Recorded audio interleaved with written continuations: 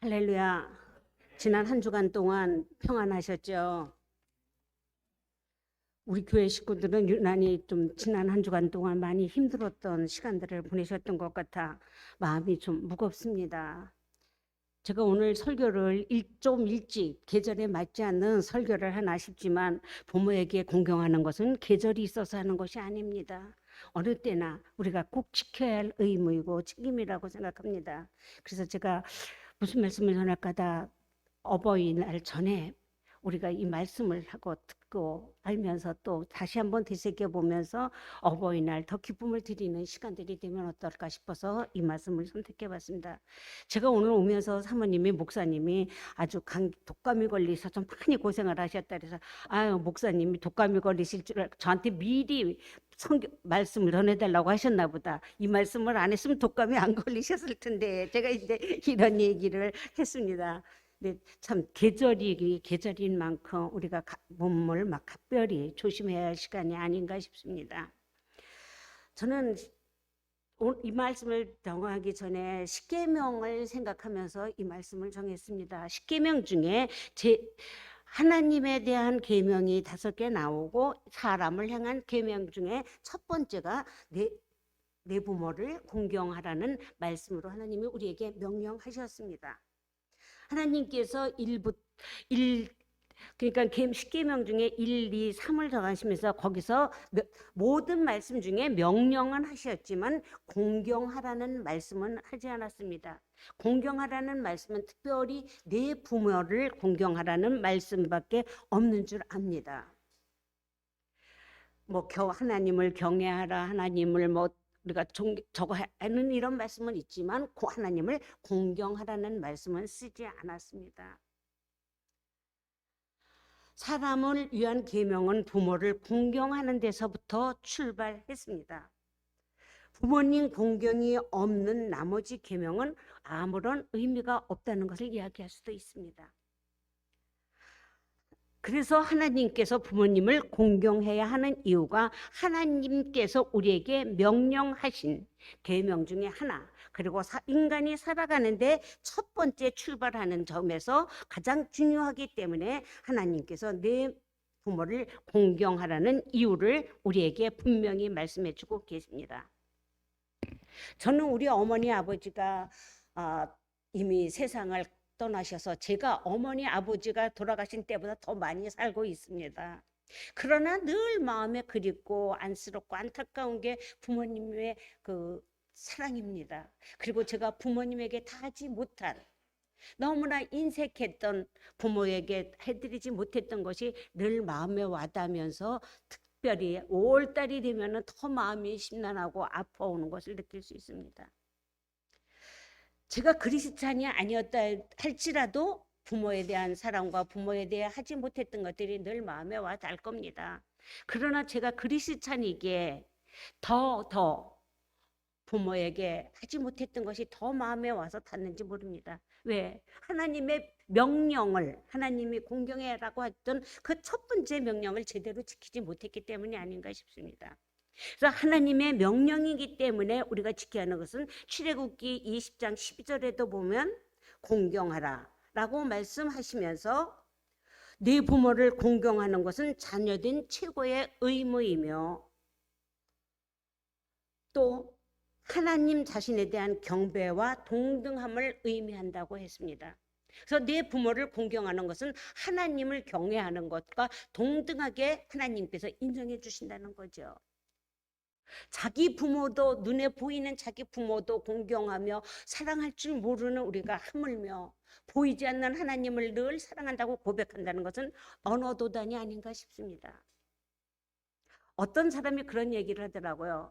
당신은 육신의 아버지보다 하나님 아버지를 얼마나 더 많이 불러봤습니까? 근데 저는 부모님이 돌아가시고 같이 살았던 세월은 20몇 년이고 우리 어머니와 같이 살았던 30몇 년 동안이었습니다. 그런데 지금 남은 70여 년이 넘도록 살은 세월 동안 저는 계속 하나님 아버지를 불러오잖아요. 그래서 제가 계산을 해보니까 하나님 아버지를 부르는 시간이 더 많지 않을까 싶습니다. 왜? 부모와 살았던 시간보다 하나님과 같이 했던 시간이 더 길다 보니까 하나님 아버지를 더 많이 불러봤겠죠. 그리고 우리는 아프거나 병원에 가서 전 주사 맞을 때도 그 신경주사 같은 거 맞을 때 무척 아프거든요. 그럴 때도 저는 뭐라냐, 아우 아버지 아버지 하고 부르는데 제 육신의 아버지를 부르는 게 아니에요. 영적인 하나님 아버지를 부르는 거죠. 그래서 우리는 가장 어렵고 힘들고 고난스러울 때 하나님 아버지를 많이 찾게 됩니다. 그런데 우리 육신의 부모도 저는 어릴 때 보면 아플 때 엄마를 찾게 되고 아버지를 찾게 됩니다. 넘어질 때도 저는 그 전에 이렇게 다치거나 넘어져도 아이고 아버지 이랬어요. 엄마를 찾는 게 아니라 아버지를 많이 불렀고, 이제 그러다 보니까 애들이 아우 쟤는 아버지만 찾아 그러고 막 이상하다고 할 정도로 저는 아버지를 많이 찾아봤습니다. 근데 우리가 육신의 부모를 늘 의지하고 저거 했듯이 또 우리 영적인 하나님도 늘 지금은 의지하고 살잖아요. 근데 제가 오늘 목사님이 아까 말씀을 잠깐 하시는 동안에 그래 우리가 육신의 부모만 섬기는 것이 아니라 내 영적인 부모도 신학적인 면에서 같이 섬겨야겠구나 하는 생각을 순간 했습니다. 인륜의 도덕의 근본이며 예수께서도 친히 우리에게 부모를 공경하는 것을 보여준 장이 누가복음 2장 51절에도 있습니다. 예수님께서 우리에게 부모를 공경하는 것을 본으로 보여주셨던 것은 바로 우리도 그렇게 하라는 것을 의미한다는 겁니다. 성경에 보면은 말세에 나타날 징조 중에 하나가 사람들이 부모를 거역하는 행위를 서슴지 않는다는 겁니다. 얼마나 패륜적인 세대에 지금 우리가 살고 있는지 우리는 너무나 잘 알고 있습니다. 자기 부모를 용돈 안 준다고 죽이고 전 재산을 주지 않는다고 하는 것들도 보게 되지만 결혼한 아들이나 딸들이 부모의 재산을 다 뺏어가고 부모를 내쫓는 모습도 우리는 보게 됩니다.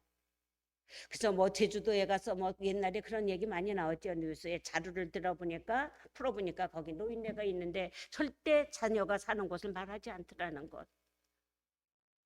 요즘 그런 얘기들도 많이 합니다. 옛날에는 70이 넘으면 고려장을 산에다 갖다 부모를 버린다고 했지만 요즘은 어떻게 해요? 요양원에 갖다 버리는 것이 고려장이다라고 이야기를 하는 사람들도 있습니다.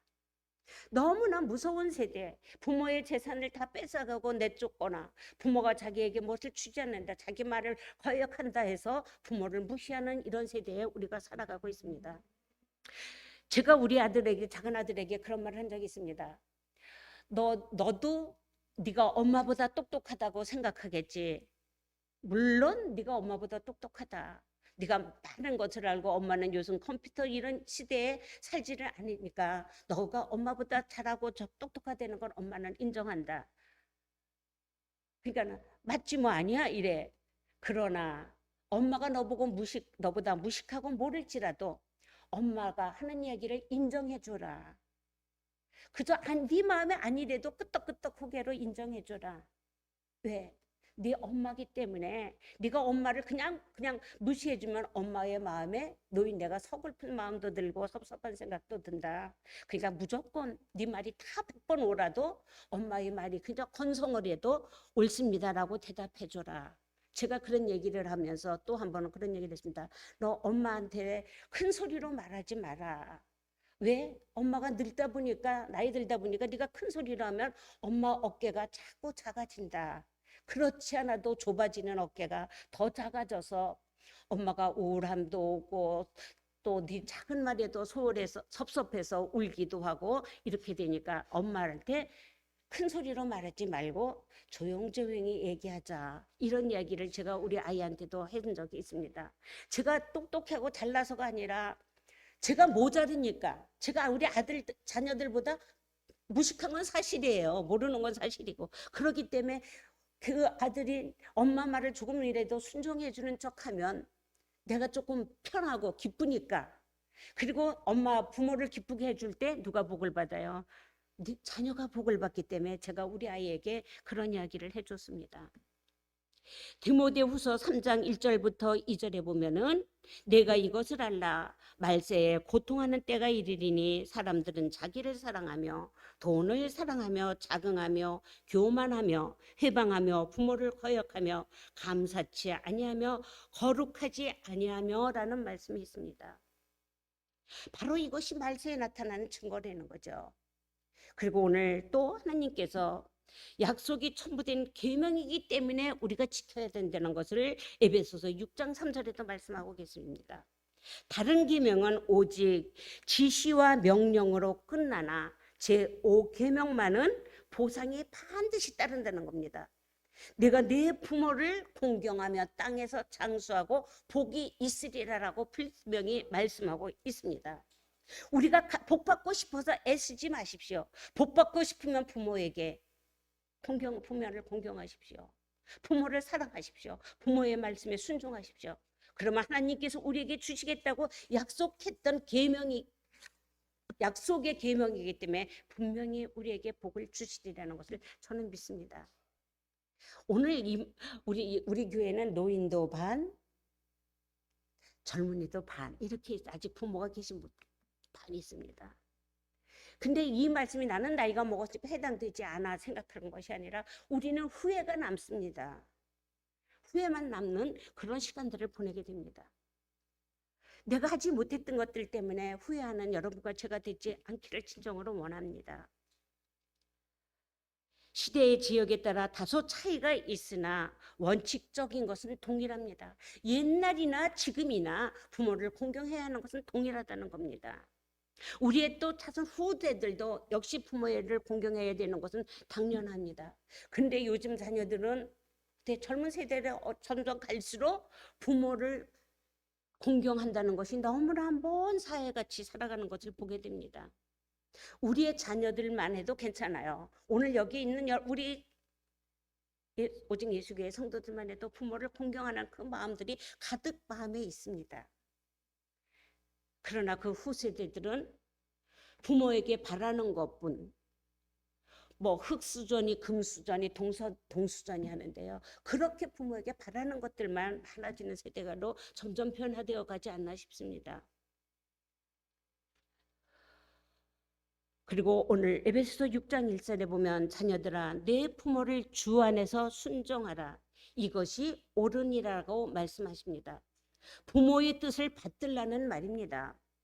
부모가 잘했든 잘못했든 제가 처음에 얘기했던 우리 아들이 나보다 더 똑똑하고 잘났지만 내가 엄마 말을 듣는 척하고 예라고만 해줘라 하는 것이 바로 그것이 순종이 아닌가 싶습니다.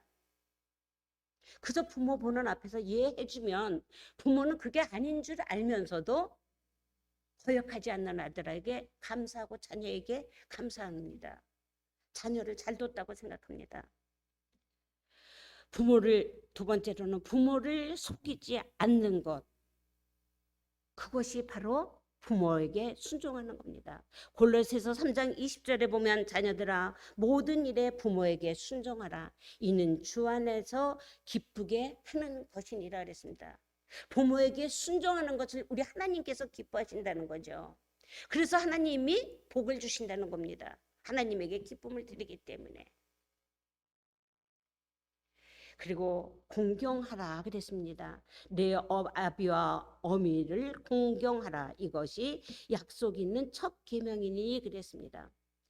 부모를 통하여 얻은 육체를 잘 보존해야 하는 겁니다.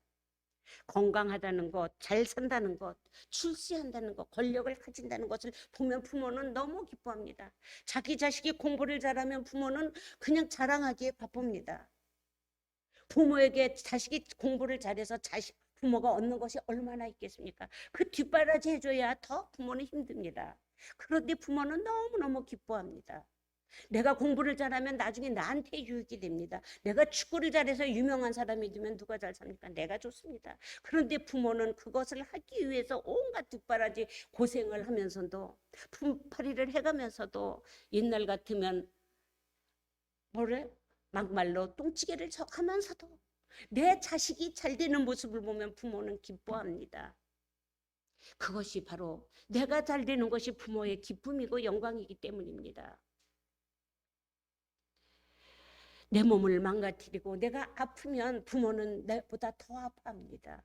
차라리 내가 아프면 내가 아팠으면 합니다. 근데 자녀들은 부모가 아픈 걸 보고 아우 내가 아팠으면 우리 엄마 아프지 말고 우리 아버지 아프지 말고 내가 아팠으면 하는 생각을 해봅니까? 저는 못 해봤습니다.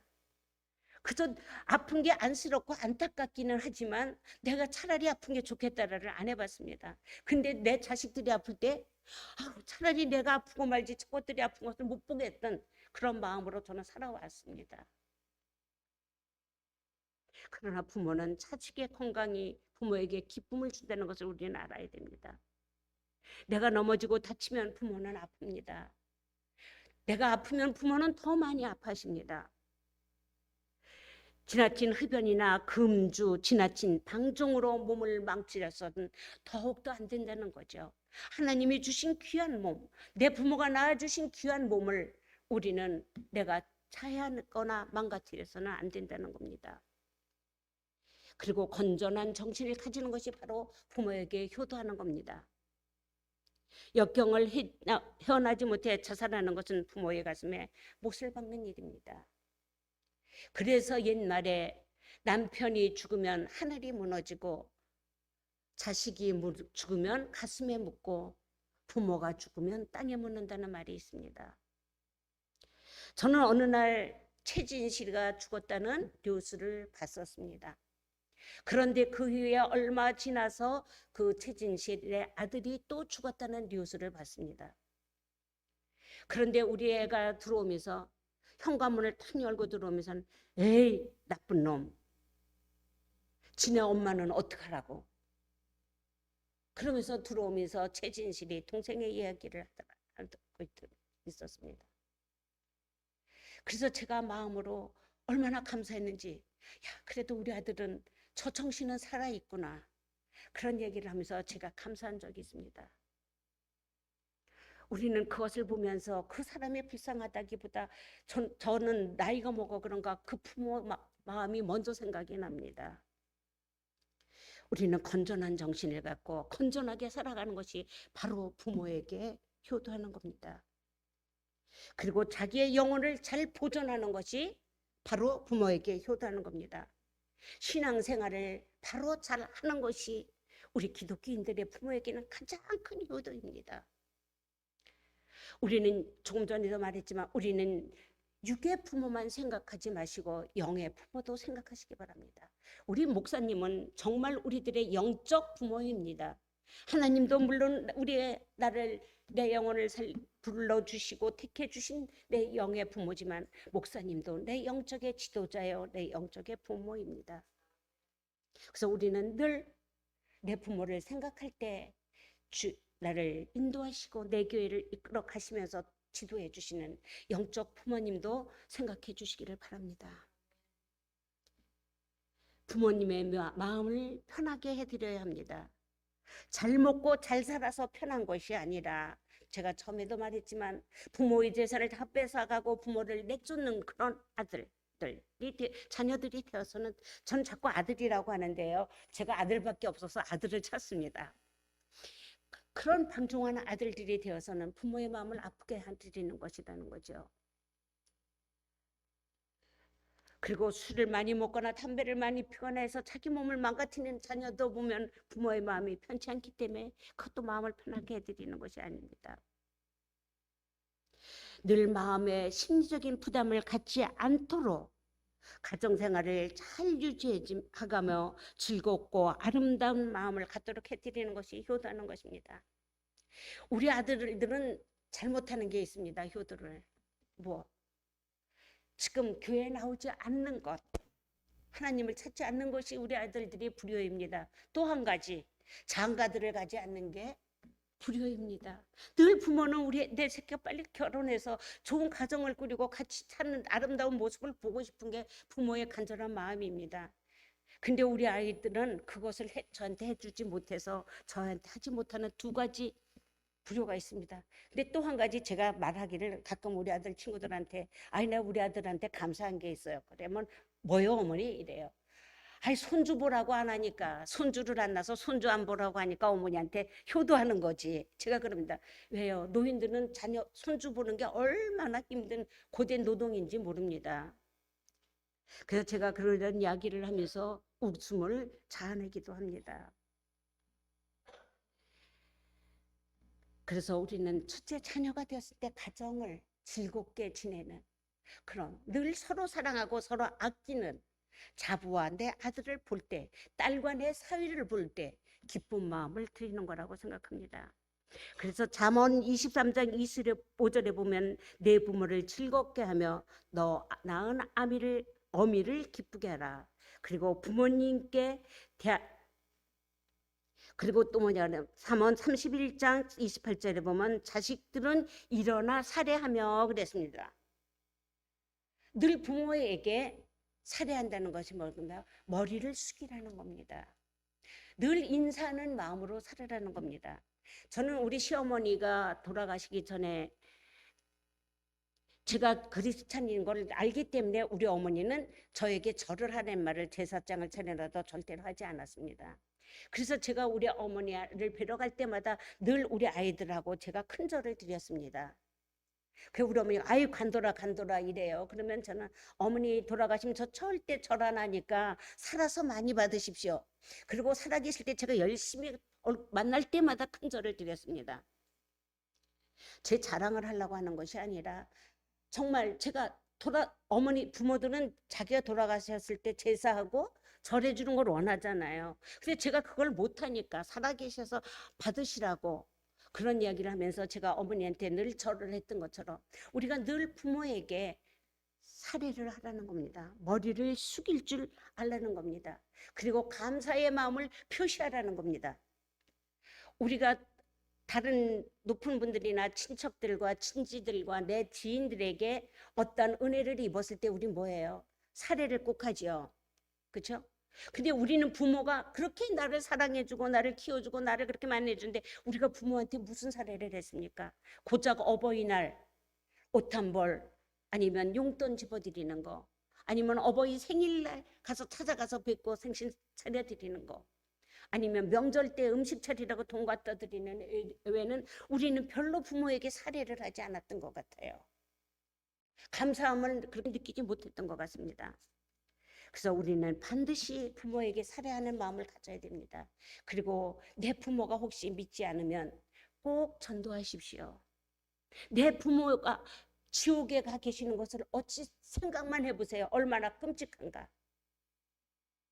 내 부모를 꼭 전도하셔서 내 부모가 함께 저 천국에 입성하는 것을 우리는 기다리면서 내 부모를 반드시 전도하는 것이 효도하는 것입니다.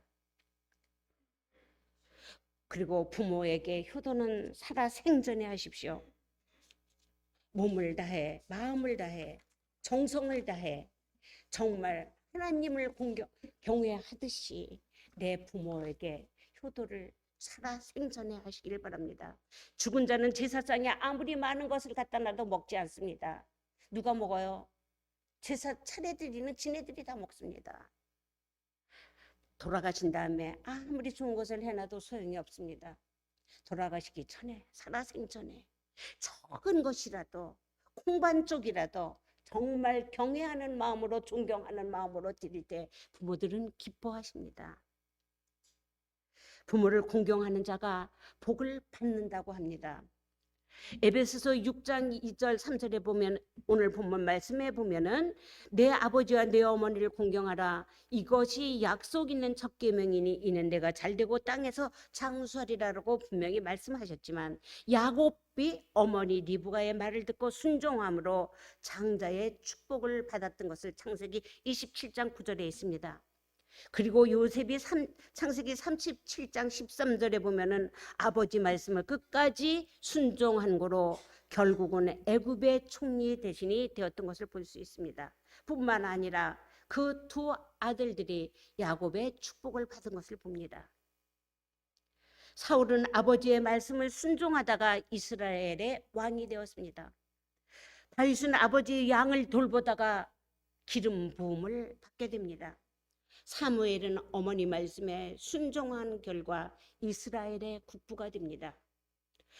로펠라라는 사람은 어머니의 말씀에 순종하여 세계적인 거부가 되었습니다.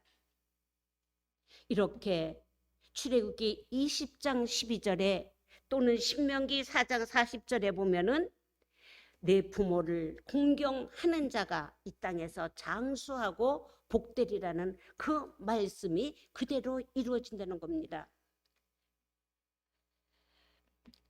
오늘 부모에게 불효하는 자는 어떤 일이 일어나느냐? 부모에게 불효하는 자는 윤리적인 법에 따라 죄를 받게 됩니다. 하나님의 말씀을, 하나님의 계명을 거역하는 죄이므로 더욱 형벌의 조건이 강하게 됩니다. 잠언 30장 17절에 보면 내 어버이를 조롱하며 어미를 순종하기를 싫어하는 자는 어떻게 해요? 눈이 까마귀에게 쪼이고 독수리 새끼에게 먹이가 된다고 했습니다. 그리고 엘리 제사장의 두 아들 홈리와 비나스도 부모 앞에서 얼마나 불효를 했습니까? 하나님 앞에서 얼마나 망측된 일들을 했습니까? 그들은 어떻게 했습니까? 모두 다 제명을 살지 못하고 죽는 것을 보게 됩니다. 부모에게 불효하는 자는 대중 앞에 끌려 구약에 보면 돌로 쳐 죽이라고 말씀하고 있습니다.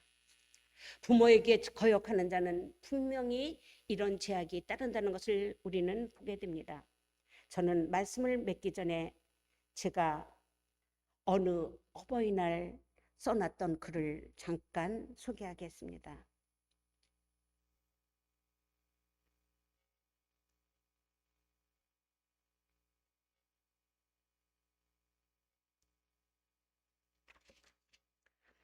엄마, 그냥 불러만 봐도 너무 좋다. 그냥 불러만 봐도 그냥 안기고 싶다. 마냥 그립고 마냥 보고 싶고 마냥 불러보고 싶고 용돈 한 번 맘 놓고 못 드리고 좋은 옷 한 벌 못 사드리고 만난 것 한 번 못 해드렸는데 어느 날 훌쩍 내 곁을 떠나버린 엄마.